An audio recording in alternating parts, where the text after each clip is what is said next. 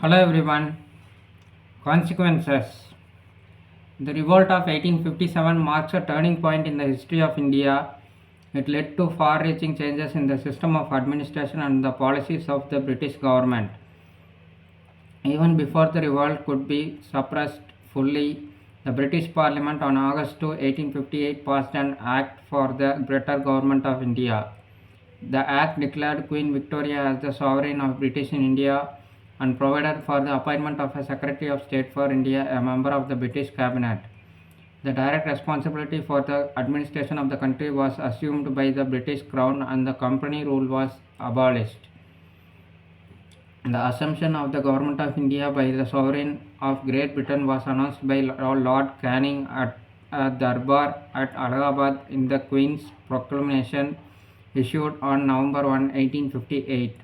It was by this proclamation that the Governor General acquired the additional title of Viceroy. Many of the promises made in that proclamation appeared to be of a positive nature to the Indians. As per the Queen's proclamation, the era of annexations and expansion had ended, and the British promised to respect the dignity and rights of the native princes. The Indian states were henceforth to recognize the paramountcy of the British Crown and were to be treated as parts of a single charge. The people of India were promised freedom of religion without interference from the British officials. The proclamation also promised equal and impartial protection under law to all Indians, besides equal opportunities in government services, irrespective of race or creed. It was also promised that old Indian rights, customs, and practices would be given due regard while framing and administering the law. The army, which was at the forefront of the outbreak, was thoroughly reorganized, and the British military policy came to be dominated by the idea of division and counterpoise.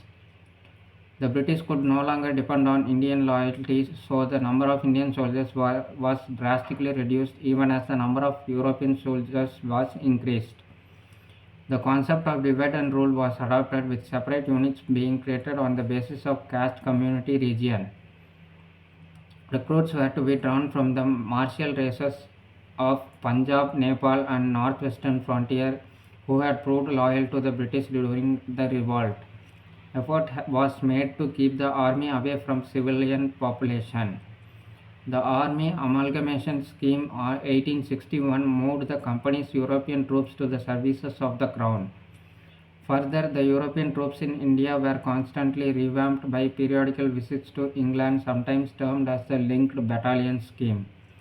All Indian artillery units, except a few mountain batteries, were made defunct. All higher posts in the army and the artillery departments were reserved for the Europeans.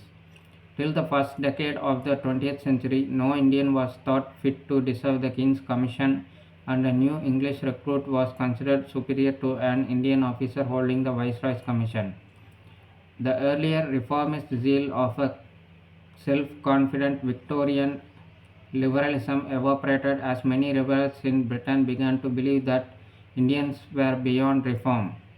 This new approach, conservative brand of liberalism, as it was called by Thomas Metcalfe, had the solid support of the conservative and aristocratic classes of England, who espoused the complete non-interference in the traditional structure of Indian society. Thus, the era of reforms came to an end. The conservative reaction in England made the British Empire in India more autocratic. It began to deny the aspirations of the educated Indians for sharing power. In the long term, this new British attitude proved counterproductive for the empire, as this caused frustrations in the educated Indian middle classes and gave rise to modern nationalism very soon. The policy of divide and rule started in earnest after the revolt of 1857. The British used one class community against another unscrupulously.